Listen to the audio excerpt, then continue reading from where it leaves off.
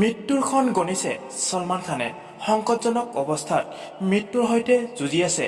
বন্ধুসকল নমস্কাৰ জনাইছোঁ। বলিউডৰ জনপ্ৰিয় অভিনেতা সলমান খানক বিষাক্তভাৱে কুটিলে তেখেতৰ ফাৰ্ম হাউচত আৰু এতিয়া সংকটজনক অৱস্থাত আছে। নিজৰ ফাৰ্ম হাউচত ৰাতি বিষাক্তভাৱে দংশন কৰিছে বলিউডৰ আটাইতকৈ জনপ্ৰিয় অভিনেতা সলমান খানক। সংকটজনক অৱস্থাত লগে লগে চিকিৎসালয়ত ভৰ্তি কৰোৱা হৈছে অভিনেতাজনক আৰু বৰ্তমান চিকিৎসালয়ত আছে বলিউডৰ আটাইতকৈ জনপ্ৰিয় অভিনেতা সলমান খান। আৰু চিকিৎসালয়ত গোটেই নিশাৰ পৰা দিনটোলৈকে ডক্টৰে চিকিৎসা প্ৰদান কৰি আছে। উল্লেখ হৈছে সলমান খানৰ এক্স গাৰ্লফ্ৰেণ্ড কেটৰিনা কেইফৰ বিয়াৰ পিছত সলমান খানে কিছু ডিপ্ৰেশ্যনত ভুগিছিল আৰু এতিয়া নিজৰ ফাৰ্ম হাউচতে কাল সৰ্পই দংশন কৰিলে বলিউডৰ আটাইতকৈ জনপ্ৰিয় দাবাং খান তথা সলমান খানক।